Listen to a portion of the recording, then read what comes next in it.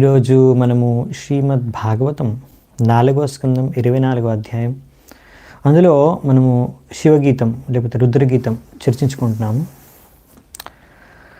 52వ శ్లోకం వరకు చూసాము. 53వ శ్లోకం నుంచి ఈరోజు కంటిన్యూ చేద్దామంట మనము. సో మంగళాచరణ చేసుకొని స్టార్ట్ చేద్దాం. ఓం అజ్ఞానతిమిరాంధస్య జ్ఞానాంజనాశలాకయ చక్షోరన్మిళితం యేన తస్మై శ్రీగురవే నమః. శ్రీచైతన్యమనోభీష్టం స్థాపితం యేన భూతలే స్వయం రూపః కదా మహ్యం దదాతి స్వపదాంతికం.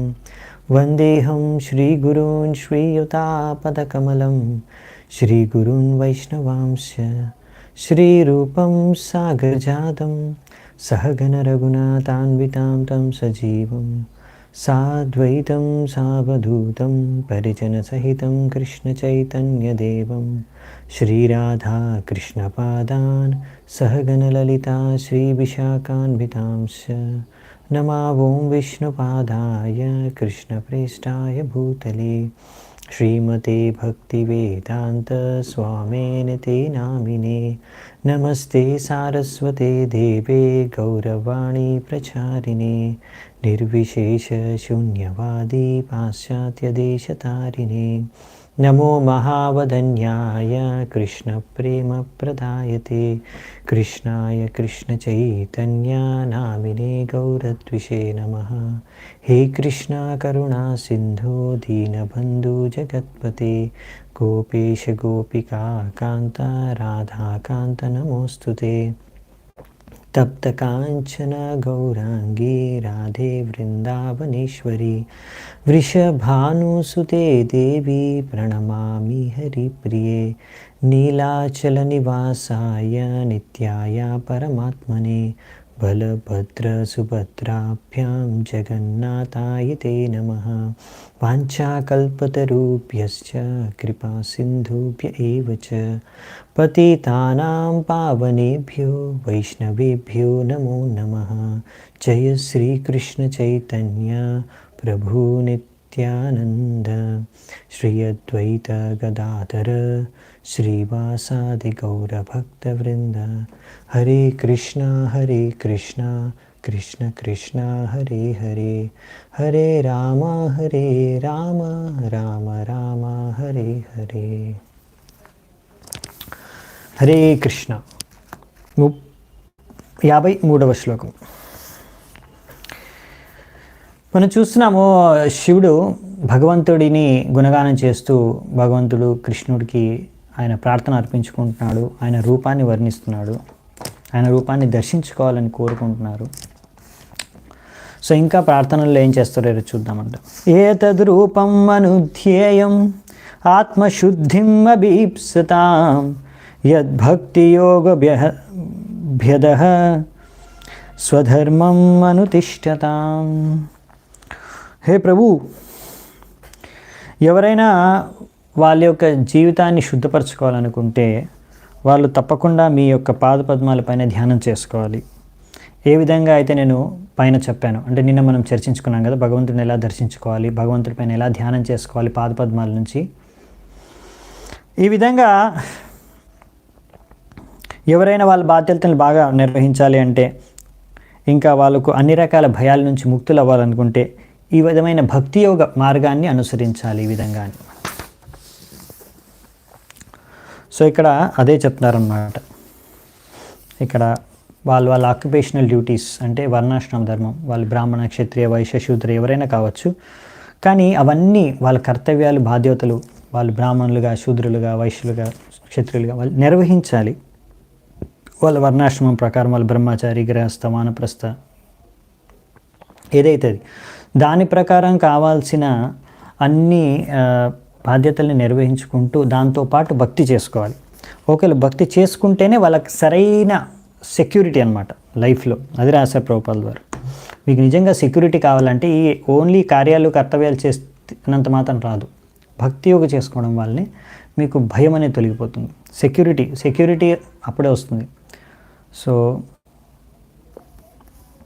అందుకనే ఈ విషయాన్ని మనం అర్థం చేసుకోవాలన్నమాట. భక్తి యోగ లేకపోతే మనము భక్తి యోగా చేయకుండా మీరు ఏం చేసినా సరే మీరు భయం అనేది వెళ్ళిపోదు. సో మీరు నిర్భయంగా ఉండాలి అంటే భక్తి యోగా చేసుకోవాలి, మీరు ఏం చేస్తున్నా సరే దాంతోపాటు. అదే ఇక్కడ చెప్పారు, ఇంకా వేరే ఏ పద్ధతి ఏవి కూడా పనికిరావు అనమాట, ఓన్లీ భక్తి యోగా మాత్రమే. అందుకనే భక్తి యోగా అంటే స్థానే స్థితాశ్రుతి గతాం తనువాన్ మనోభి, అంటే మీరు ఎక్కడున్నా ఏ స్థానంలో ఉన్నా అక్కడ నుంచి మీరు భక్తి చేసుకోవచ్చు. చాలా ఈజీ భక్తి చేసుకోవడం అనేది. ఇక్కడ శృతిగతాం వినడం, శ్రవణం ద్వారా అయిపోతుంది భక్తి. భగవంతుడి యొక్క గుణగానాన్ని, ఆయన యొక్క ఆదేశాలని భక్తుల నుంచి వినడం ద్వారా మనము భగవంతుడిని మనము పొందవచ్చు. సో ముఖ్యంగా శ్రవణం నుంచి మొత్తం భక్తి మార్గం అనేది స్టార్ట్ అవుతుంది. భవాన్ భక్తిమతాలభ్యో దుర్లభ సర్వదేహినాం స్వరాజ్యస్యాపి అభిమత ఏకాంతేనాత్మవిద్గతి. హే భగవంతుడా, సో ఎవరైతే స్వర్గ రాజు అంటే ఇంద్రుడు కూడా, ఆయనకు కూడా జీవితంలో ఉన్నతమైన లక్ష్యాన్ని సాధించాలని కోరుకుంటాడు. అదేంటి అంటే భక్తి. అంటే ఇంద్రుడు కూడా భక్తి చేసుకోవాలని కోరుకుంటున్నాడు. ఎందుకంటే మీరే అంతిమ లక్ష్యం అందరికీ. ఎవరైతే అహం బ్రహ్మాస్మి అని అనుకుంటారో వాళ్ళకు కూడా మీరే అంతిమ లక్ష్యం. కానీ అలాంటి వారికి, నేనే భగవంతుడితో అంటే నేను భగవంతుడు ఒకటే అనుకునే వారికి కూడా మీరే లక్ష్యం. కానీ వాళ్ళు ఏంటంటే వాళ్ళకు మీరు పొందడం చాలా కష్టం. కానీ భక్తుడు చాలా సునాయాసంగా, చాలా ఈజీగా మిమ్మల్ని పొందగలరు, మిమ్మల్ని చేరుకోగలరు. సో ఇక్కడ అదే చెప్పారనమాట. ఈ వేరే మార్గము ఏదైతే ఉందో నిరాకారవాదులు, మాయావాదులు పాటించే మార్గం అది చాలా కఠినమైంది అని భగవద్గీతలో కూడా కృష్ణుడు చెప్తారు, అవునా? కానీ మన భక్తి యోగం అదే చాలా ఇంపార్టెంట్. దాని ద్వారా భగవంతుని మనం ఎంతో ఈజీగా పొందొచ్చు. భక్తి అమామ విచారణ, అది భక్తి ద్వారానే భగవంతుని మీరు తెలుసుకోవచ్చు. అది ఇక్కడ రాశారు. తం దురారాధ్యమారాధ్య సతామపి దురాపయ ఏకాంత భక్త్యాకో వాంఛేత్ పాదమూలం వినా బహి. ఓ భగవంతుడా, ఈ శుద్ధ భక్తి అనేది ముక్త జీవులకు కూడా చేసుకోవడం కష్టం. కానీ శుద్ధ భక్తి ద్వారానే మిమ్మల్ని ఎవరైనా సంతృప్తిపరచవచ్చు. సో ఈ విషయాన్ని తెలుసుకొని కూడా మళ్ళీ ఇంకా వేరే వేరే మార్గాలు ఎవరైనా అనుసరిస్తారా? నిజంగా ఎవరైనా వాళ్ళ జీవితాన్ని సార్థకం చేసుకోవాలనుకునే వాళ్ళు ఇంకా వేరే ఏ మార్గాన్ని అనుసరించరు, భక్తి యోగ మార్గాన్ని అనుసరిస్తారు. సో ఇక్కడ రకరకాల మార్గాలు ఉన్నాయి. జ్ఞాన మార్గం, యోగి, ధ్యాన యోగ, హఠయోగ, అష్టాంగ యోగ, ఇవన్నీ భక్తి మార్గం, భక్తులు మార్పించే భక్తి యోగ మార్గం. సో వీళ్ళన్నిటిలో కూడా ఇక్కడ మనకు చెప్పింది ఏంటంటే ముఖ్యంగా జ్ఞాని, యోగి, భక్త 3 రకాల ఆధ్యాత్మిక వ్యక్తులు ఉంటారు. ఇందులో భక్తుడు ఒక్కడే సరైన యోగ్యమైన వ్యక్తి భగవంతుడిని పొందడానికి, చేరుకోవడానికి. సో అదే ఇక్కడ చెప్పారన్నమాట. అందుకే ఇది ఇక్కడ చెప్తున్నారు. చాలా తక్కువ మంది భక్తి యోగాన్ని పాటిస్తారు. చాలామంది మూర్ఖులు ఇంకా వేరే వేరే యోగాలు, కర్మయోగ, జ్ఞానయోగ, ధ్యానయోగ ఇవన్నీ పాటిస్తారు. దీనివల్ల వారికి భగవంతుడు అసలైన కృప ఎప్పుడు లభించదు, భక్తి యోగ ద్వారానే లభిస్తుంది. యత్ర నిర్విష్టతం అరణం కృతాంతో నాభిమన్యతే విశ్వం విధ్వంసయన్ వీర్య శౌర్య విస్ఫూర్జిత భ్రువ. మీరు మీ యొక్క ఐబ్రోస్ అంటే కనుబొమ్మల ఐబ్రోస్ని పెద్ద చేస్తే చాలు, సమయం అది కాల రూపం ధరించి మొత్తం విశ్వాన్ని ధ్వంసం చేసేయగలదు. కానీ ఆ కాలం భక్తుల్ని మాత్రం ఏమీ చేయదు. ఏ భక్తులైతే మిమ్మల్ని సంపూర్ణంగా మీకు శరణాగతులు అయిపోయారు. సో ఇక్కడ చెప్పేది ఏంటంటే సమయం భక్తుల్ని ప్రభావితం చేయలేదు. వేరే వాళ్ళందరినీ ప్రభావితం చేయగలుగుతుంది. అంటే ఇప్పుడు కర్మీలు ఉన్నారు, వాళ్ళు ఎంతో సంపాదించుకుంటారు, అవునా, ఎంతో డబ్బు సంపాదించుకుంటారు, ఆస్తులు సంపాదించుకుంటారు, బంగారం దాచుకుంటారు, ఇంకా ఎన్నో అట్లాంటివన్నీ. కానీ అంతా కూడా మృత్యు సమయంలో వెళ్ళిపోతుంది, అంత వేస్ట్. నువ్వు ఎన్ని డిగ్రీలు సంపాదించినా, ఎంత చదువుకున్నా, ఎంత డబ్బులు సంపాదించుకున్నా, ఎంత పెద్ద బంగ్లా కట్టుకున్నా అన్నీ కూడా వ్యర్థం అన్నమాట. ఇంకా దీనికి మీరు సమయం కాల ప్రభావంలో మృత్యు వచ్చినప్పుడు అంతే, అన్నీ వదిలేసాల్సింది మీరు, మీతో పాటు మీరు ఏం తీసుకెళ్ళలేరు. కానీ భక్తుడికి మాత్రం ఏం చేయలేదు సమయం. ఎందుకంటే భక్తుడికి ఆయన తనదంటూ ఏం అనుకోడు, ఆయన చేసేది ఓన్లీ భగవంతుడికి భక్తి సేవ అంతే. సో భగవంతుడికి చేసుకునే భక్తి సేవ అనేది ఎప్పుడూ నశించిపోదు, కాలము దాన్ని నశింపచేయలేదు.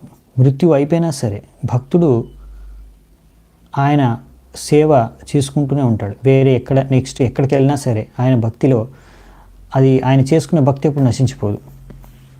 కాబట్టి ఒకవేళ ఆయన సంపూర్ణంగా భక్తిలో 100% అవ్వకపోతే, ఎంతవరకు ఆయన భక్తి చేసుకున్నాడో అక్కడి నుంచి అదే పాయింట్ నుంచి కంటిన్యూ చేస్తారు.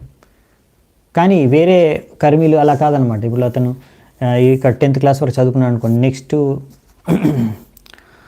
పుట్టినప్పుడు నెక్స్ట్ జన్మలో ఆ వ్యక్తి మళ్ళీ కాలేజ్ డైరెక్ట్గా వెళ్ళలేడు. అతను కూడా మళ్ళీ ఎల్కేజీ నుంచి ఏబిసిడి నేర్చుకుని అన్నీ చదువుకోవాల్సింది, అంత వేస్ట్ అనమాట. కానీ భక్తిలో అలా కాదు, మీరు ఎంత భక్తి చేసుకుంటే నెక్స్ట్ జీవితంలో మీరు అక్కడి నుంచే కంటిన్యూ చేయవచ్చు. సో కాల ప్రభావం ద్వారా భక్తి నశించిపోదు, మిగతా అన్నీ నశించిపోతాయి. సో అందుకనే ఇక్కడ అదే చెప్తున్నారనమాట, మీరు వేరే కర్మీలు జ్ఞానులు సాధించే అన్ని రకాల ఏవైనా సరే అన్నీ నశించిపోతాయి కాల ప్రభావంలో, కానీ భక్తులు చేసుకునే భక్తి మాత్రం నశించిపోదు. అంతెందుకు యమభటులు కూడా భక్తుల దగ్గరికి కూడా రారు. యమరాజు వాళ్ళకి ముందే వార్నింగ్ ఇచ్చి చెప్పేశారు. 6వ స్కందంలో వస్తుంది. ఆయన చెప్తారనమాట అక్కడ యమభటులకి, మీరు ఎప్పుడు భక్తుల జోలికి వెళ్ళకూడదు, భక్తుల దగ్గరికి వెళ్ళకూడదు. వాళ్ళకి మీరు ప్రణామాలు అర్పించుకోవాలి, మీరు వాళ్ళకి సన్మానించాలి, కానీ వాళ్ళ దగ్గరికి ఎప్పుడు వెళ్ళొద్దు. సో అందుకనే భక్తులు ఎవరైతే ఉన్నారో కృష్ణుడు భక్తులు, వాళ్ళు యమరాజు యొక్క అధ్యక్షతలో లేరు, యమరాజు కూడా వాళ్ళని ఏం చేయరు.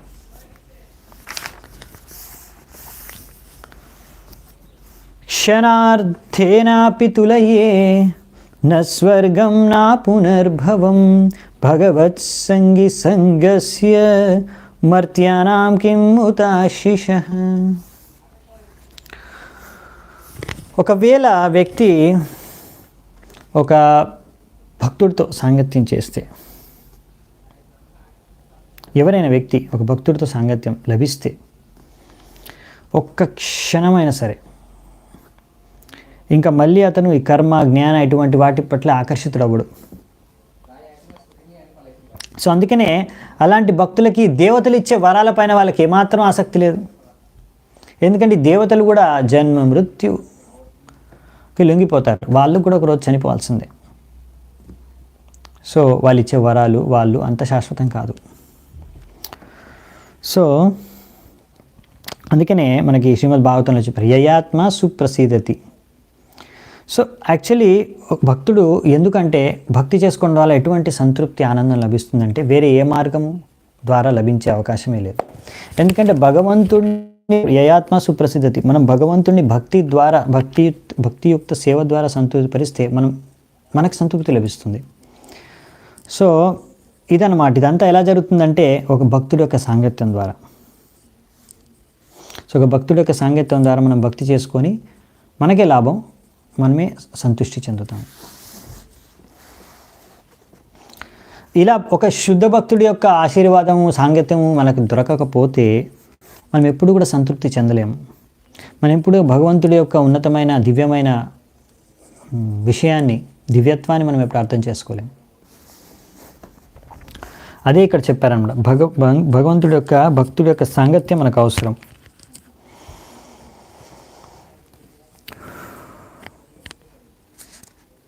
అతానా 58వ శ్లోకం. అతానా అతానాఘాంగ్రేస్తవ కీర్తితీర్థయోర్ అంతర్బహిస్నాన విభూత పాప్మనాం భూతేష్వనుక్రోశ సుసత్వశీలినాం స్యాత్ సంగమోనుగ్రహయేషనస్తవ. ఓ భగవంతుడా, మీ యొక్క పాదపద్మాలు ఎంత మంగళదాయకం అంటే అన్ని రకాల పాపాలని తొలగించేస్తాయి. అందుకే నేను మిమ్మల్ని కోరుకుంటున్నాను, నాకు మీరు ఈ ఆశీర్వాదం ఇవ్వండి, మీ యొక్క భక్తుల యొక్క సాంగత్యం. సో ఏం కోరుకుంటున్నారు శివుడు అంటే, మీ భక్తుల యొక్క సాంగత్యం నాకు కావాలి. సో శివుడు కోరుకునేది ఇది, భక్తుల యొక్క సాంగత్యం, వైష్ణవుల సాంగత్యం. ఎందుకంటే వీళ్ళందరూ కూడా మీ యొక్క పాదపద్మాల్ని పూజించి శుద్ధమైపోయారు. ఇంకా వాళ్ళు బద్ధజీవుల పట్ల ఎంతో కరుణామయులు. సో నేను అర్థం చేసుకుంది ఏంటంటే, మీ అసలైన వరం, మీరు చూపించే అసలైన కృప నా పట్ల ఏంటంటే వైష్ణవుల యొక్క, మీ భక్తుల యొక్క సాంగత్యం. అది లభించిందంటే మీ కృప నాకు లభించినట్టే. ఇది శివుడు కోరుకునేది. చూసారా, శివుడు ఎవరి సాంగత్యం కోరుకుంటారో. అందుకే నేను మీకు స్టార్టింగ్లో కూడా చెప్పాను, శివుడు కోరుకునేది వైష్ణవుల సాంగత్యం. అందుకే ప్రచేతల దగ్గరికి స్వయంగా శివుడే వచ్చేసాడు, ఎందుకంటే వాళ్ళు విష్ణువుని ఆరాధించుకోబోతున్నారు అని తెలిసి. సో ఇది ఇక్కడ ఎందుకంటే భక్తులు భగవంతుడిని సేవ చేసుకుని వాళ్ళు శుద్ధమైపోతారు అని ఇక్కడ రాశారు. అందుకే ఎలాగైతే గంగలో స్నానం చేస్తే అన్ని పాపాలు తొలగిపోతాయని మనం వింటామో తెలుసుకున్నామో, అలాగే భగవంతుడి పాదపద్మాలు సేవ చేసుకోవడం ద్వారా, ఎందుకంటే భగవంతుడి పాదపద్మాలు స్పర్శించింది కనుకనే గంగ ఆ పవిత్రత లభించింది. సో అలాంటి భగవంతుడి పాదపద్మాలకి డైరెక్ట్ సేవ చేసుకునే వారి తప్పకుండానే శుద్ధమైపోతారు. వారి సాంగత్యం ద్వారా ఎవరైనా శుద్ధమైపోతారు. సో ఈ విధంగా అందుకనే ఇక్కడ చెప్తున్నారు, ఎవరైతే అలా భగవంతుడి పాదపద్మాలని ఆరాధించుకుంటూ ఎల్లప్పుడూ భగవంతుడి గుణగానాన్ని కీర్తిస్తూనే ఉంటారో వాళ్ళు అన్ని రకాల భౌతిక కల్మషాల నుంచి ముక్తులు. సో అలాంటి భక్తులు బద్ధజీవుల పట్ల కృప చూపించగలరు. శ్రీ వృందావన్ దాస్ ఠాకూర్ ఆయన పాడారు, చైతన్య మహాప్రభు యొక్క అని ఒక గానంలో పాడారు, చైతన్య మహాప్రభు యొక్క భక్తులు ఎంత శక్తివంతులు అంటే ఒక్కొక్క చైతన్య మహాప్రభు యొక్క భక్తుడు ఒక్కొక్క బ్రహ్మాండాన్ని ఉద్ధరించగలడు అని. సో ఇంకా చెప్పాలంటే మాటల్లో ఇది భక్తుల యొక్క కర్తవ్యం. సో భక్తులు అంటే వాళ్ళ కర్తవ్యం ఏంటి, వాళ్ళ పని ఏంటి, భగవంతుడి యొక్క గుణ రూప లీల మహిమల్ని, గుణరూపనామలీల మహిమల్ని వాళ్ళు ప్రచారం చేసి బద్ధజీవుల్ని ఉద్ధరించడం, వాళ్ళందరినీ కూడా ఈ శుద్ధ సత్వ స్థాయి, శుద్ధ భక్తి స్థాయికి తీసుకొని రావడం. సో ఇక్కడ రాశారు, సుసత్వ అంటే శుద్ధ సత్వ. సో ఇక్కడ శివుడు చెప్తున్నారనమాట. సో మనము ఇలా విష్ణువుని ఆశ్రయించాలి, భక్తుల యొక్క సాంగత్యాన్ని గ్రహించాలి, తద్వారా మనం ఈ విధంగా భక్తి చేసుకోవాలి, ఇదే ప్రార్థించుకోవాలని మనకు శివుడు నేర్పిస్తున్నాడు. నయస్య చిత్తం బహిరర్థ విభ్రమం తమో గుహాయాం చ విశుద్ధమావిశత్ యద్భక్తి యోగానుగృహీత మంజస మునిర్విచష్టేనను తత్ర తే గతిం. ఏ భక్తుడి హృదయం సంపూర్ణంగా శుద్ధమైపోయిందో భక్తి మార్గం ద్వారా, భక్తి అనుసరించడం ద్వారా హృదయం శుద్ధమవుతుంది. ఇదే ముఖ్యమైన లాభం. తద్వారా ఈ విధంగా ఎవరైతే భక్తి దేవి యొక్క అనుగ్రహం పొందారో వాళ్ళు ఎప్పుడు కూడా ఈ మాయ ద్వారా ప్రభావితం అవ్వరు. ఇది ఎలా అంటే అంధకూపం వంటిది ఈ మాయ. ఈ విధంగా అన్ని రకాల భౌతిక కల్మషాల నుంచి ముక్తులు గనక ఒక భక్తుడు ఆయన ఎంతో ఆనందంగా అన్ని విషయాలు భగవంతుడికి సంబంధించిన గుణ రూప లీల మహిమల్ని అర్థం చేసుకోగలరు. సో భగవంతుడి విషయాలు అర్థం చేసుకోవడానికి సులువైపోతుంది అన్నమాట. అది ఇక్కడ రాశారు. ఇదంతా శుద్ధ భక్తుల యొక్క సాంగత్యం యొక్క మహిమ. అందుకే భాగవతంలో రాశారు, సతాం ప్రసంగాం మమ వీర్య సంవిదో భవంతి హృత్కర్ణరసాయనా కథాః తజ్జోషనాదాశ్వపవర్గవర్త్మని శ్రద్ధారథిర్భక్తిరనుక్రమిష్యతి. ఇలా భక్తుల యొక్క శుద్ధ భక్తుల యొక్క సాంగత్యం ద్వారా మనము భగవంతుడి యొక్క దివ్య నామాలు గుణ రూప మహిమల్ని అర్థం చేసుకోగలం. అందుకనే చైతన్య మహాప్రభు పదే పదే చెప్పారు ఏమని, సాధు సంగ సర్వసిద్ధి హోయ్, లవ మాత్ర సాధు సంగ సర్వశాస్త్ర కోయ్, లవ మాత్ర సాధు సంగ సర్వసిద్ధి హోయ్. లవ మాత్రం కొద్దిగా సాధు సాంగత్యం మనకు లభిస్తే మన జీవితం సార్థకం అయిపోతుంది. సో ఈ విధంగా మనము భక్తి మార్గంలో బాగా ఉన్నతి సాధించవచ్చు. సో బేసికలీ ఇక్కడ పాయింట్ ఏంటంటే, మనము ఇలా హరే కృష్ణ మహామంత్రం జపిస్తాము, చేతో దర్పణ మార్జనం, మన హృదయం శుద్ధమవుతుంది. సో తద్వారా మనము భౌతిక జగత్తుకి మాయాకి ప్రభావితం అవ్వము, దానికి ఆకర్షితం అవ్వము. సో ఈ విధంగా ఎవరైనా ఇంకా మాయా పట్ల ఆకర్షితులు అవుతున్నారు అంటే ఇంకా వాళ్ళ హృదయం ఇంకా శుద్ధం అవ్వలేదు అని అర్థం. ఈ విధంగా ఎప్పుడైతే ఒక వ్యక్తి హృదయం శుద్ధం అవ్వలేదు, అప్పుడే ఆ వ్యక్తి అన్ని విషయాలు కూడా ఏవైతే ప్రతి ఒక్కటి భగవంతుడికి సంబంధించిందే, కానీ అతను ఆ సంబంధాన్ని చూడలేడు. ఇదం హి విశ్వం భగవాని వేతరః. సో ఏ వ్యక్తి అయితే ఇలా అతని హృదయం శుద్ధమైపోయి ఉంటుందో అతని వ్యక్తి ఈ జగత్తులో ప్రతి ఒక్కటి కూడా భగవంతుడితో సంబంధం ఉందని, అది కూడా అన్ని భగవంతుడి నుంచే వచ్చాయని ఆ విషయాన్ని అర్థం చేసుకోవాలి, ఆ సంబంధాన్ని చూడగలరు. సో ప్రతి దగ్గర ఆయన భగవంతుడిని దర్శించుకోగలరు. కానీ ఒక వ్యక్తి ఎవరి హృదయం అయితే ఇంకా అశుద్ధంగా ఉందో వాళ్ళు ఆ విధంగా చూడలేరు. సో అందుకే మనం శుద్ధం అవ్వాలి మన హృదయం అంటే దానికి సత్సంగం, భక్తుల యొక్క సాంగత్యం అవసరం. సో అందుకనే శుద్ధ భక్తులు వాళ్ళు ఎప్పుడు ఇలాంటి మాయ ద్వారా ప్రభావితం అవ్వరు, విచలితం అవ్వరు. సో భక్తి యోగ మనము చాలా బాగా చేయాలి. ఎలా భక్తి యోగ పాటించాలంటే 10 అపరాధాలు ఏవైతే ఉన్నాయో మహామంత్రం జపించేటప్పుడు ఆ 10 నామాపరాధాలు చేయకుండా మనం నామాన్ని జపించాలి. ఇంకా అంతేకాకుండా 64 అపరాధాలు ఉన్నాయి. విగ్రహారాధన చేసుకునేటప్పుడు 64 అపరాధాలు కూడా చేయకూడదు. సో ఈ విధంగా ఎవరైతే ఈ నియమాలని ఎంత బాగా పాటిస్తారో, ఈ అపరాధాలు చేయకుండా భక్తి చేసుకుంటారో, అప్పుడు భక్తిదేవి వారి పట్ల ఎంతో సంతృష్టి చెంది ఇంకా వారి పట్ల కృపను చూపిస్తుంది. తద్వారా వాళ్ళు ఏ భౌతిక జగత్తు మాయ ద్వారా ప్రభావితం అవ్వరు, బహిరంగ శక్తి ద్వారా ప్రభావితం అవ్వకుండా ఉంటారు. సో అందుకనే భక్తుడు ఈ విషయం గురించి ఆలోచించి అలా సరిగ్గా భక్తి చేసుకోవాలి. యత్రేదం వ్యజ్యతే విశ్వం విశ్వస్మిన్ అవభాతి యత్ తత్వం బ్రహ్మపరం జ్యోతిర్ ఆకాశం ఇవ విస్తృతం. హే భగవంతుడా, ఈ యొక్క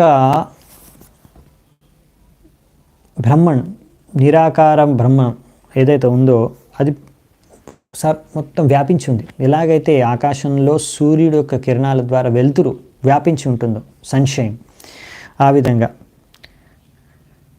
యాక్చువల్లీ ఈ మొత్తం నిరాకార బ్రహ్మను ఏదైతే ఉందో మొత్తం వ్యాపించి ఉంది అన్ని చోట్ల విశ్వంలో. ఇదంతా కూడా దీని ద్వారా అందులోంచి ఎన్నో విశ్వాలు సృష్టించబడుతున్నాయి కదా, ఇదంతా కూడా ఈజ్ మేనిఫెస్టెడ్ ఈజ్ యూ, అంతా మీ నుంచే వచ్చింది. అదే ఇక్కడ మనకి చెప్తున్నారన్నమాట శాస్త్రాల్లో, భగవద్గీతలో కూడా మయా తతం ఇదం సర్వం జగత్ అవ్యక్తమూర్తిన మత్స్థాని సర్వభూతాని నచాహం తేష్వస్థితః. సో నా నుంచే ఈ యొక్క నిరాకార బ్రహ్మణ్, ఇంకా ఈ విశ్వము, ఇంకా అన్ని జీవరాశులు అన్నీ నా నుంచే ఉత్పన్నమయ్యాయి, కానీ నేను అందులో లేను.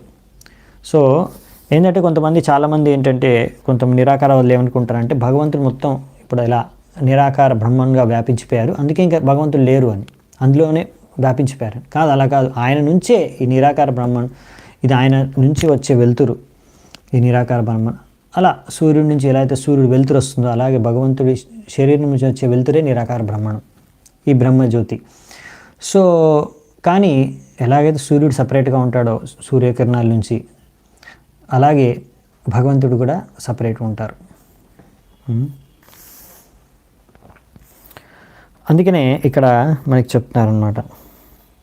ఈ విధంగా అంటే ప్రతి చోట కూడా భగవంతుడి శక్తి, భగవంతుడి నుంచే అన్నీ వచ్చాయి. అందుకే గీతలో ఇలా ఎన్నో శ్లోకాలు ఉన్నాయి. రసోహం అప్సు కౌంతేయ ప్రభాస్మి శశి సూర్యయో ప్రణవ సర్వవేదేషు శబ్దకే పౌరుషం ఋషు.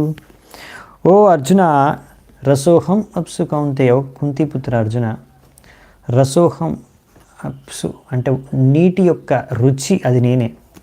అంటే భగవంతుడు ఇప్పుడు నీటి రుచిగా మారిపోయాడు అంటే ఇంకా భగవంతుడు ఎక్కడా లేడు, ఆ నీటి రుచిలోనే ఉన్నాడు, అలా కాదు.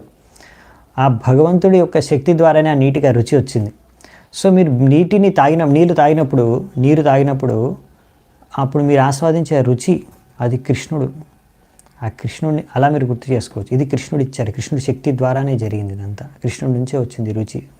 నీళ్ళు కూడా కృష్ణుడి నుంచే వచ్చాయి, నీటిలో రుచి కూడా కృష్ణుడిదే.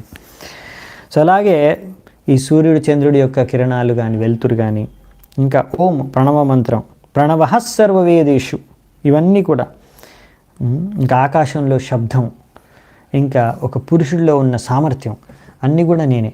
అంటే అన్నీ కూడా భగవంతుడి నుంచే వస్తున్నాయి అనే విషయాన్ని గ్రహించి మనం గుర్తు చేసుకోవాలి. అలా ఎక్కడ ఏం చూసినా కానీ ఇది కూడా భగవంతుడి నుంచే వచ్చింది, ఇది కూడా భగవంతుడి నుంచి వచ్చే విషయం అర్థం చేసుకోవాలి. దీనికి ప్రభుపాద గారు ఒక ఉదాహరణ ఇస్తారు. ఒక మంచి పెద్ద బిజినెస్ మ్యాన్ ఉన్నాడు, పెద్ద వ్యాపారవేత్త. ఆయన దగ్గర ఎన్నో ఫ్యాక్టరీలు ఉండొచ్చు, ఎన్నో ఆఫీసులు ఉండొచ్చు. ఆయన దగ్గర ఎన్నో ఫ్యాక్టరీలు, ఎన్నో ఆఫీసులు ఉండొచ్చు. కానీ ఆయన భుజాలపైన మొత్తం బాధ్యత, అన్నిటినీ నడిపే బాధ్యత. అలాగనేసి ఆయనే ప్రతి ఆఫీసులో, ప్రతి బెంచ్ దగ్గర, ప్రతి చోట ఆఫీస్లో ప్రతి మూలన వెళ్ళి ఆయనే పని చేయట్లేదు. ఆయన బాధ్యతే, కానీ ఆ ఆఫీసులన్నీ కూడా ఆయన యొక్క శక్తి అంటే ఎవరినో అక్కడ పెట్టి ఆయన శక్తి ద్వారా నడిపిస్తున్నాడు. ఎవరు నడిపిస్తున్నారు ఆఫీస్ అంటే ఆయనే నడిపిస్తున్నాడు.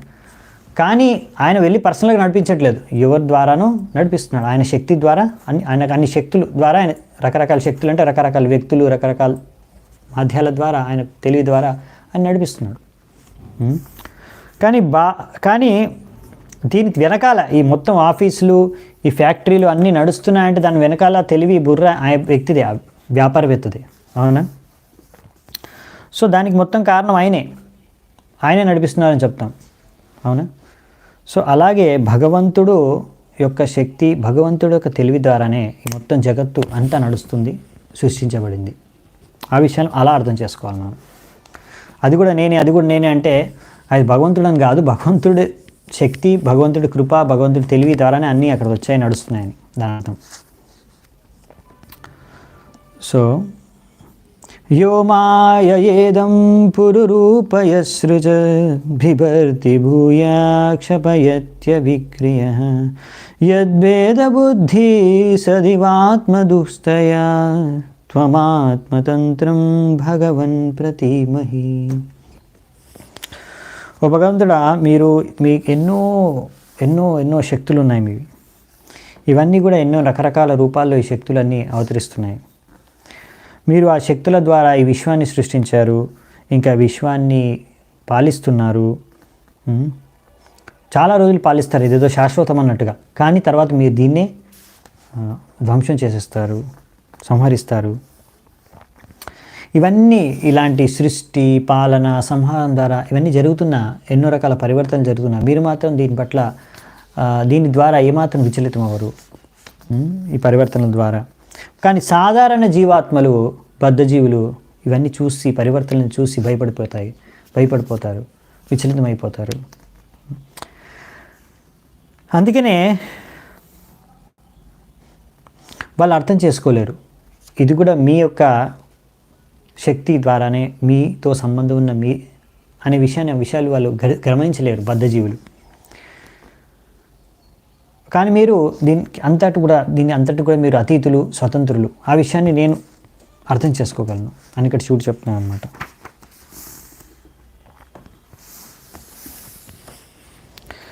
క్రియాకలాపైరిదమేవ యోగినః శ్రద్ధాన్వితాః సాధు యజంతి సిద్ధయే భూతేంద్రియాంతఃకరణోపలక్షితం వేదే చ తంత్రే చ తయేవ కోవిదాః.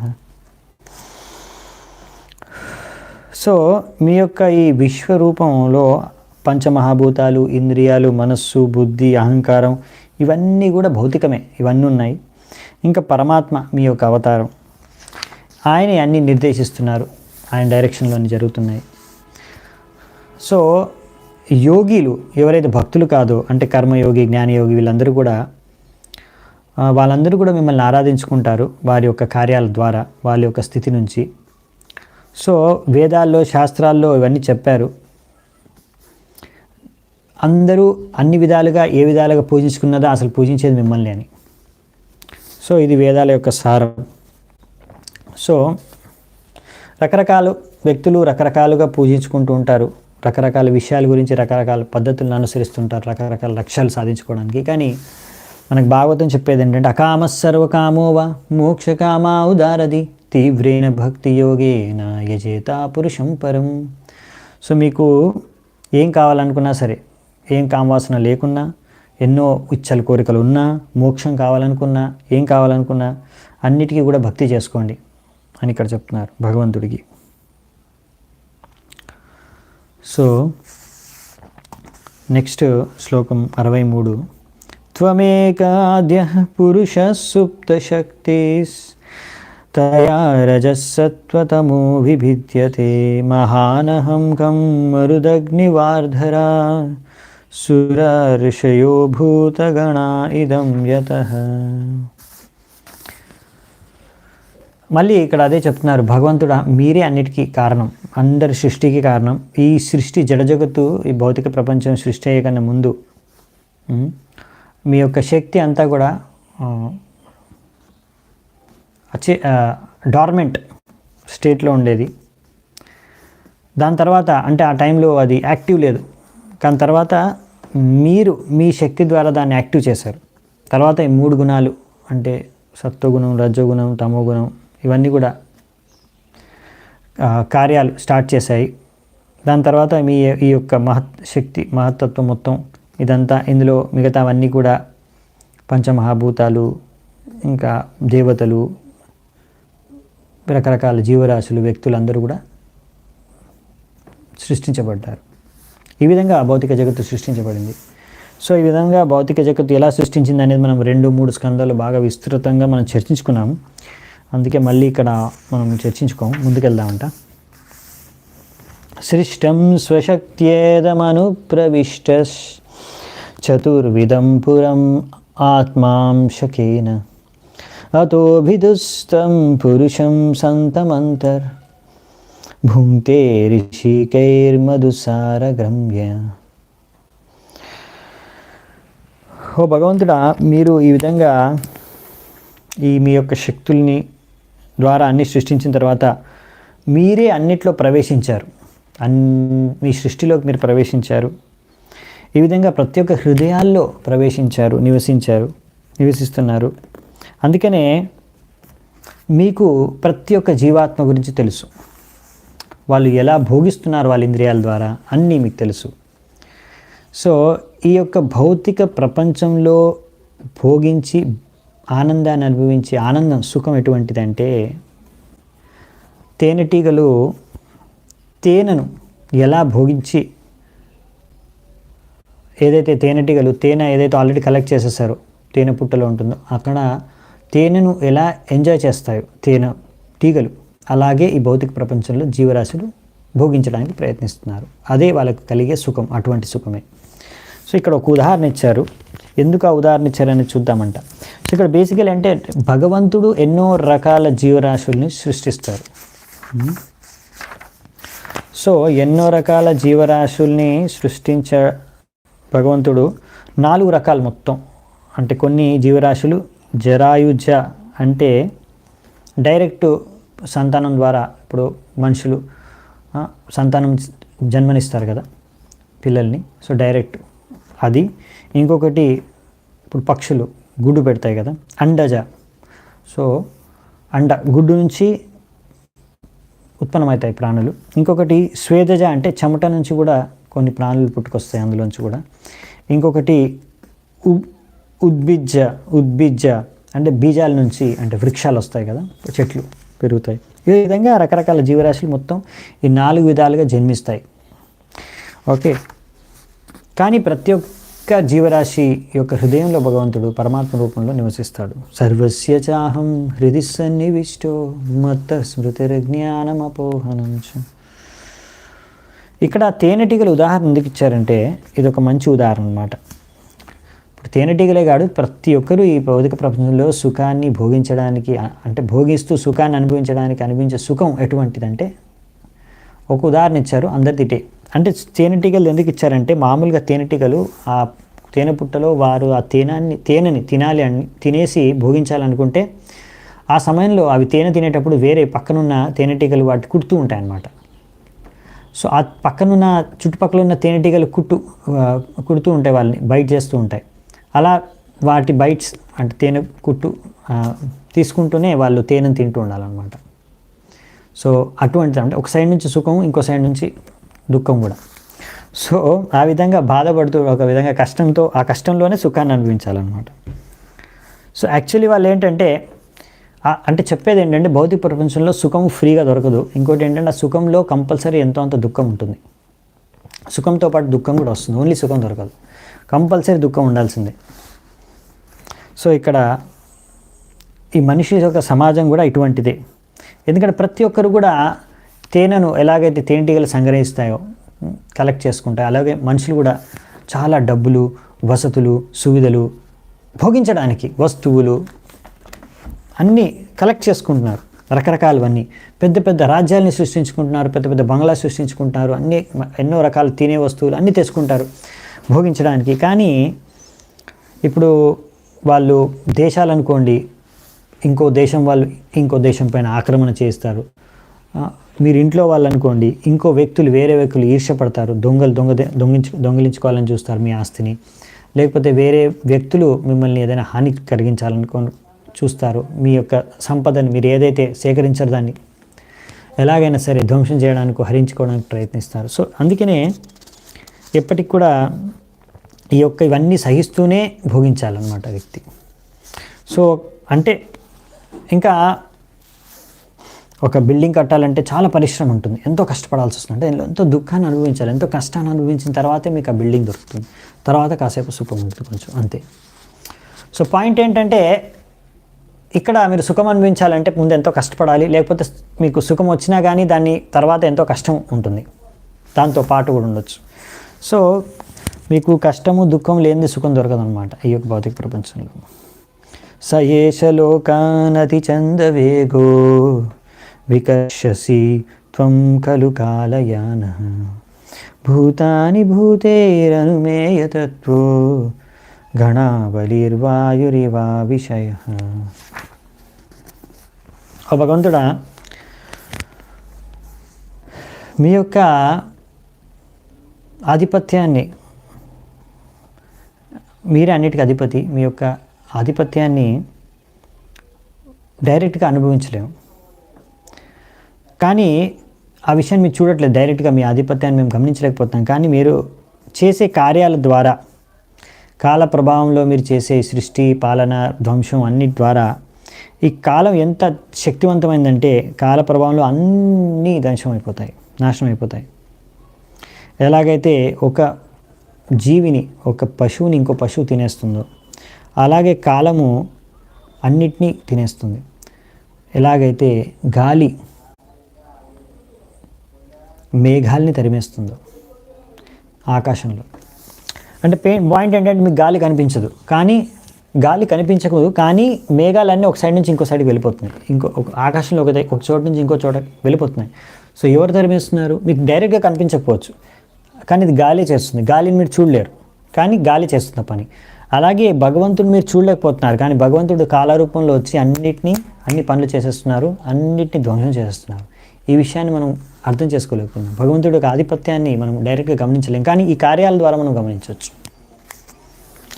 ఎందుకంటే ఎవ్వరూ కూడా మృత్యువు నుంచి తప్పించుకోలేరు, ఎంత తప్పించుకోవాలనుకున్నా కానీ. సో మృత్యు రూపంలో అలా భగవంతుడు నమ్మని వాళ్ళు ఇంకా మృత్యు రూపంలో భగవంతుడు వాళ్ళకి కనిపిస్తారన్నమాట. తప్పించుకొని చూడమనండి. మీరు నాస్తికులు కదా, మేము చెప్తున్నాం, మేము ఛాలెంజ్ ఇస్తున్నాం. మీరు నిజంగా మేము చెప్తున్నాం, జన్మ మృత్యు జరావ్యాధి కంపల్సరీ ఉంటుంది అందరికీ. కంపల్సరీ మృత్యు రావాల్సిందే, మీరు చావాల్సిందే ఒకరోజు. ఇది మా శాస్త్రం చెప్తుంది. మీరు శాస్త్రాలు నమ్మట్లేదా? భగవంతుడు చెప్తున్నాడు కాల రూపంలో వచ్చి చంపేస్తారు నాస్తికులకి. సో మీరు నాస్తికులు అయితే మీ కాల రూపంలో భగవంతుడు చంపేస్తాడు మిమ్మల్ని.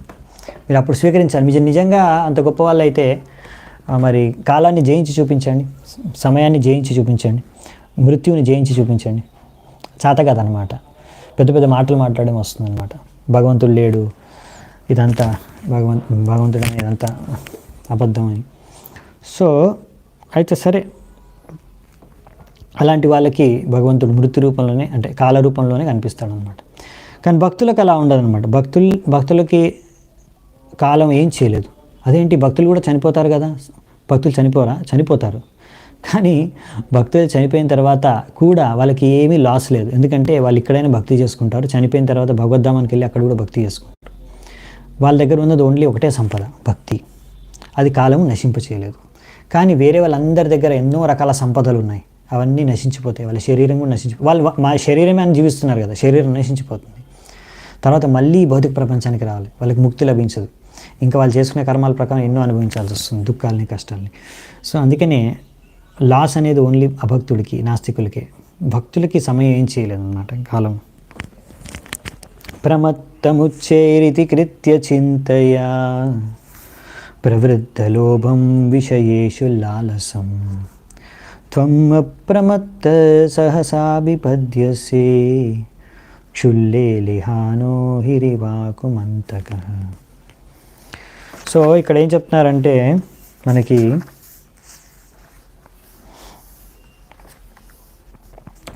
ఓ భగవంతుడా, ఇక్కడ ఉన్న జీవరాశులన్నీ ఈ భౌతిక ప్రపంచంలో పిచ్చిగా ప్లాన్ చేస్తున్నారు.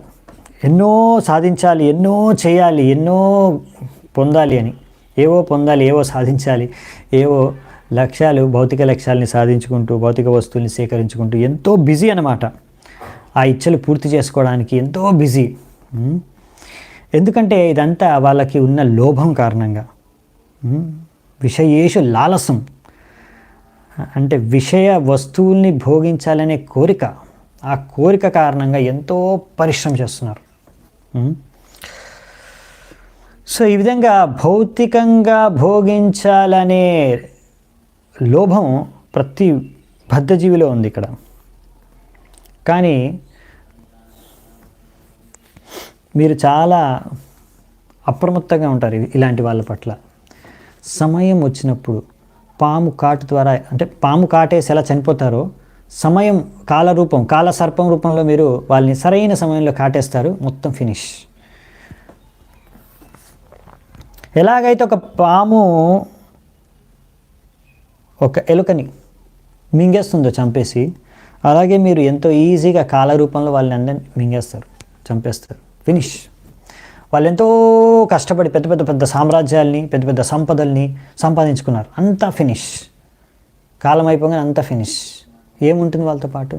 వాళ్ళు చేసుకున్న, భగవంతుడు చేసుకున్న సేవ, వాళ్ళు చేసుకున్న భక్తి మాత్రమే వాళ్ళతో పాటు ఉంటుంది. ఒకవేళ వాళ్ళు ఏం చేసుకోకుండా, వాళ్ళు బిజీ కదా, చాలా బిజీ డబ్బులు సంపాదించుకోవడానికి సమయం లేదు, భాగవతం క్లాస్ వినడానికి కూడా. ఎందుకంటే బిజీ, ఇప్పుడు వెళ్ళాలి, డబ్బులు సంపాదించడానికి వెళ్ళాలి, రోజంతా అది డబ్బులు సంపాదించుకోవాలి, దాని తర్వాత భోగించాలి. భగవంతుడికి దానం ఇవ్వడానికి కూడా డబ్బులు లేవు, భోగించడానికి మాత్రం చాలా డబ్బులు ఉన్నాయి. సో ఇలా భగవంతుడి సేవ చేసుకోకుండా, అందుకనే భగవంతుడు చెప్తాడు, సరే మీకు పిచ్చి ఉంది, డబ్బు సంపాదించే పిచ్చి, పనిచేసే పిచ్చి ఉంది, సరే పనిచేసి బయట పనిచేసి డబ్బు సంపాదించుకుంటే అట్లీస్ట్ దాన్ని భగవంతుడి సేవ కన్నా వినియోగిస్తే కనీసం కొంచెమన్నా మీకు లాభం వచ్చేది. కానీ చాలామంది ఏంటంటే మేము భోగిస్తామని చాలా పెద్ద ప్లాన్స్ చేసుకొని దాంట్లో బిజీగా ఉంటారు. కానీ కాల ప్రభావం ద్వారా అన్నీ వాళ్ళ ప్లాన్స్ అన్నీ ఫెయిల్ అయిపోతాయి.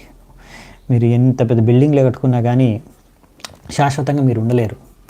చాలామంది 50 సంవత్సరాలు 30 సంవత్సరాలు కష్టపడి డబ్బు సంపాదించుకొని బిల్డింగ్ కడతారు ముందు కాలంలో. ఇప్పుడు ఏంటంటే ముందే లోన్ తీసుకుంటారు, 30 లక్షలు 50 లక్షలు ₹1 కోటి లోన్ తీసేసుకొని వెంటనే బిల్డింగ్ కట్టేసుకుంటారు, లేకపోతే అపార్ట్మెంట్ కొనేసుకుంటారు.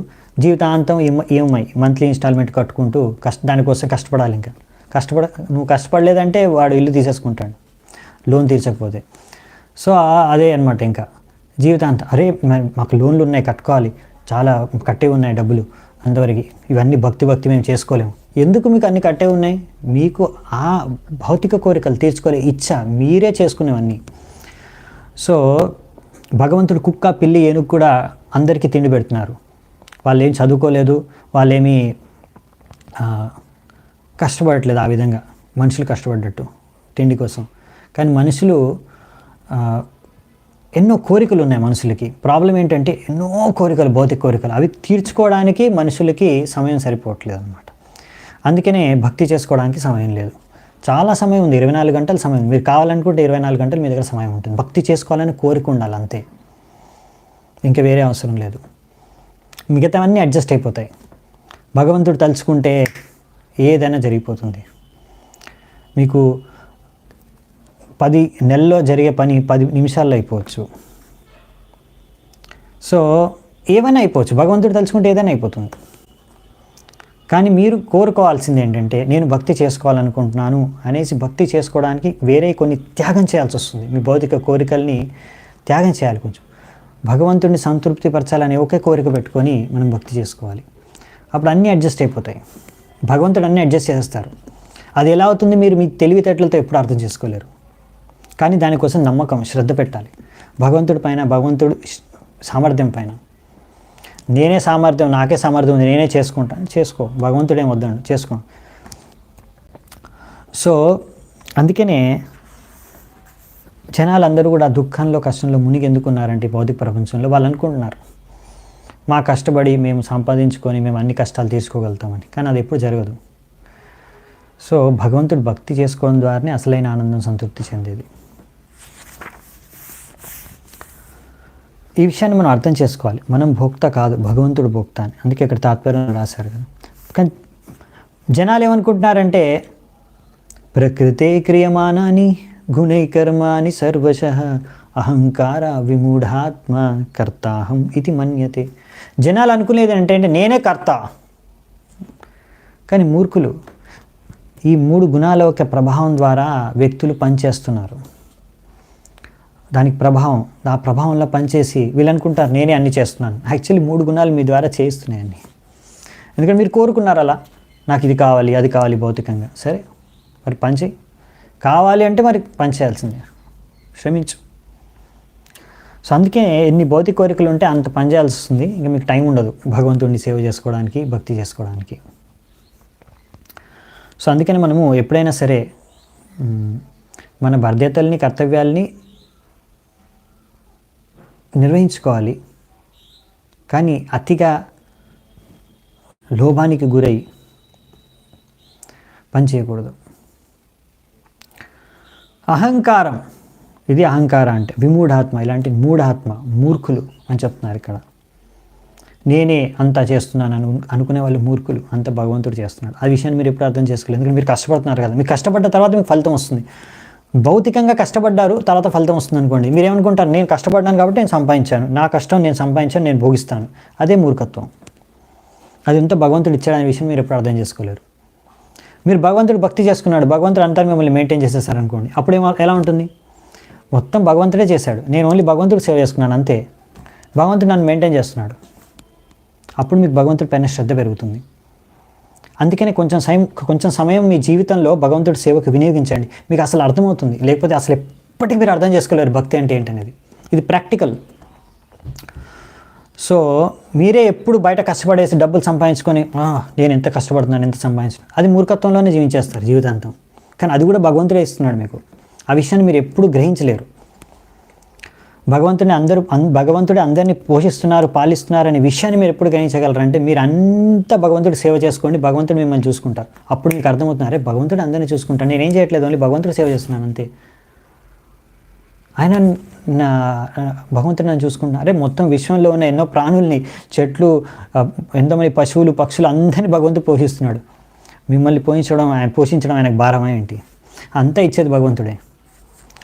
సో ఈ విషయాన్ని మనం అర్థం చేసుకోవాలి. కానీ మూర్ఖత్వంగా నేనే పనిచేసి నేనే కష్టపడుతున్నాను, నేనే సంపాదిస్తున్నాను అనేది మూర్ఖత్వం.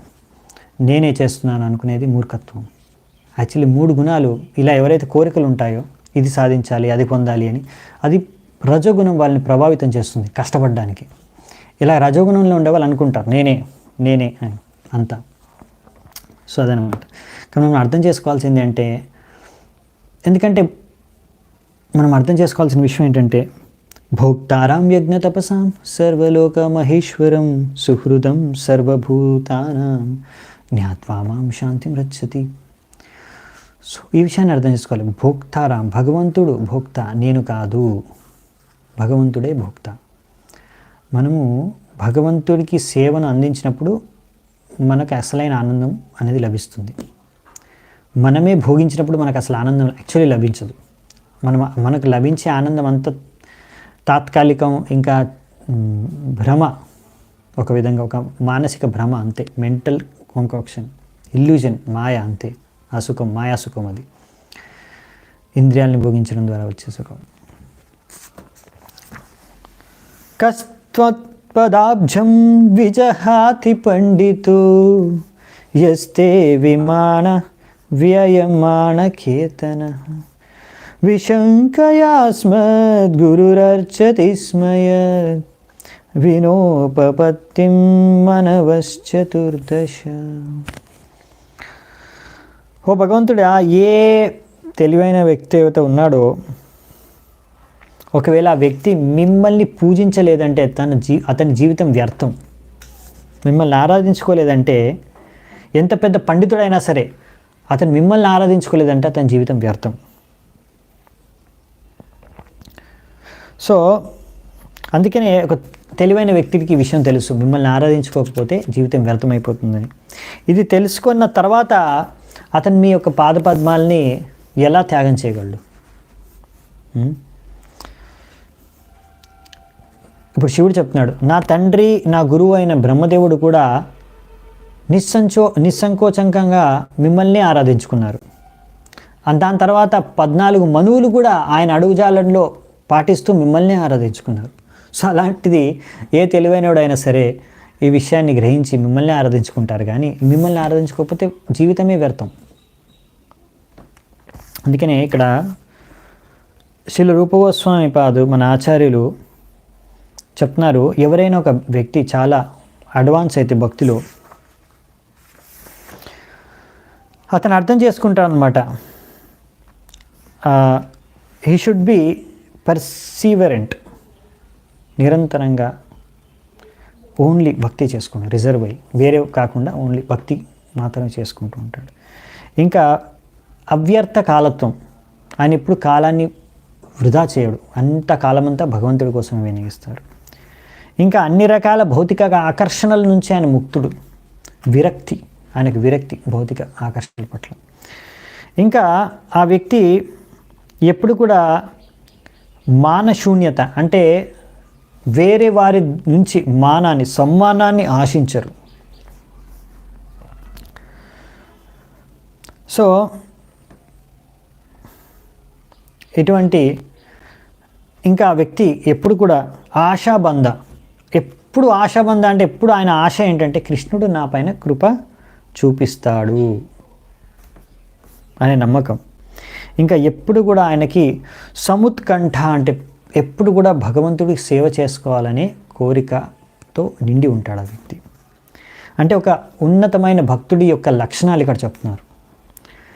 అలాగే నామగానే సదా రుచి, భగవంతుడి నామాన్ని గానం చేయడానికి, గానం చేయడానికి, వినడానికి, భగవంతుడిని గుణగానం చేయడానికి ఎప్పుడు ఆయనకి ఎంతో రుచి ఉంటుందంట.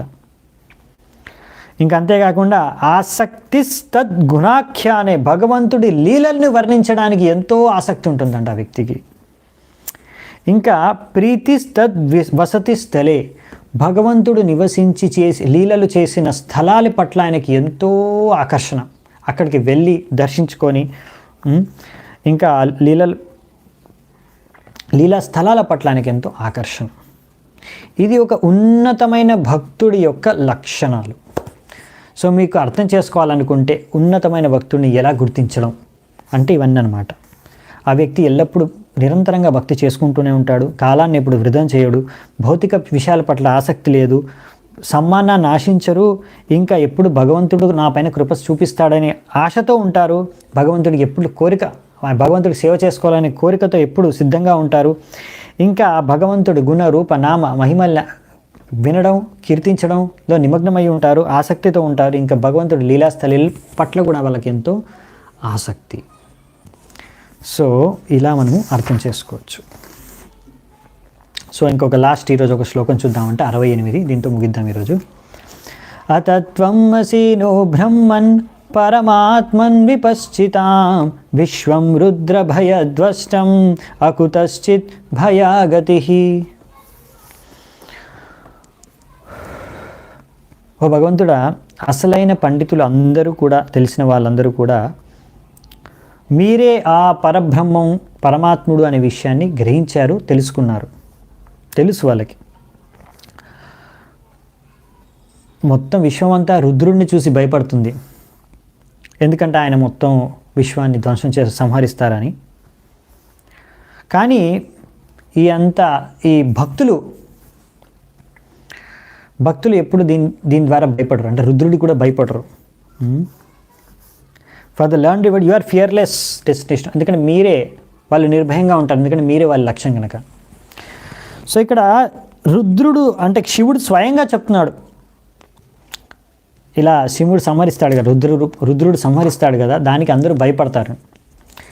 అంటే ఇక్కడ శివుడు చెప్తున్నాడు రుద్రుడు సంహరిస్తాడంటే, ఇక్కడ ఒక రుద్రుడు మొత్తం 11 మంది రుద్రులు ఉన్నారు, అవునా, భగవంతుడు శివుడి యొక్క అవతారాలు మొత్తం. సో ఇక్కడ ఒక రుద్రుడు, అందులో ఆయన ఇక్కడ శివుడు ప్రార్థన అర్పించుకుంటున్నాడు భగవంతుడికి. సో అంటే ఈయన ఇంకా వేరే రుద్రులు సపరేట్, అంటే అందరూ సపరేట్. సో వాళ్ళందరూ కూడా సేమ్ పవరు. వన్ రుద్ర అంటే ఇప్పుడు ఒక రుద్ర అంటే రుద్రుడికి చూసి భయపడతారు అంటున్నారు. అంటే ఒక రుద్ర కూడా ఇంకొకరికి భయపడవచ్చు రుద్రుడికి. రుద్రులందరూ కూడా ఈ సంహారం సమయంలో వీళ్ళందరూ సంహరిస్తారంటే మొత్తం ధ్వంసం చేస్తారు విశ్వాన్ని. కానీ భక్తుడు, అందరూ రుద్రుడికి భయపడతారు, కానీ భక్తుడు ఎప్పుడు కూడా రుద్రుడికి భయపడు, ఎందుకంటే ఆయనకు తెలుసు భగవంతుడు ఆయన రక్షిస్తాడు, భగవంతుడు ఆయన లక్ష్యం కనుక, భగవంతుడు ఆయన చేరుకోగలుగుతాడు, ఎలాగో ఆయన భగవంతుడు చేరుకుంటాడు కనుక. అందుకని భగవంతుడు కృష్ణుడు భగవద్గీతలో అన్నారు కదా, కౌంతేయ ప్రతిజానిహి నమే భక్త ప్రణశ్యతి. ఓ అర్జున, నువ్వు అందరికీ ఘోషణ చెయ్యి, నా శుద్ధ భక్తుడు ఎట్టి పరిస్థితుల్లో కూడా ఆయన ధ్వంసం కాడు అని, ఆయన వినాశానికి గురి కాడు అని. సో అంటే అదే, శరీరం ఎలాగో నశించిపోతుంది, జన్మనే జాయతే, పుట్టమంటే శరీరం నాశనం అయిపోతుంది, కానీ భక్తుడు నాశనం అవ్వడంటే ఆయన భక్తి నాశనం అవ్వదు, భక్తి మాత్రమే నాశనం అవ్వదు, మిగతా అన్నీ నాశనం అయిపోతాయి. అందుకే అసలైన సంపద భక్తి. మీరు ఎంత భక్తి చేసుకుంటే అదే మీతో పాటు ఉండేది. అందుకే మీరు ఆలోచించండి, వేరేవన్నీ మినిమం పెట్టుకోవాలి, మ్యాక్సిమం భక్తి చేసుకోవాలి. అలా మన జీవితాన్ని అలవర్చుకోవాలి, మాడిఫై చేసుకోవాలి, అప్పుడే మనం ఉన్నతి సాధిస్తున్నట్టు. ఓకే, ఇక్కడే ఈరోజు ముగిద్దాము చర్చ. చాలా చాలా ధన్యవాదాలు మీ అందరికీ. శ్రీల ప్రభుపాదకి జై, గ్రంథరాజ శ్రీమద్ భాగవతం కీ జై, సమవేత గౌర భక్త వృంద కీ జై, నితాయ్ గౌర్ సీతనాథ్ ప్రేమానందే హరి హరి బోల్.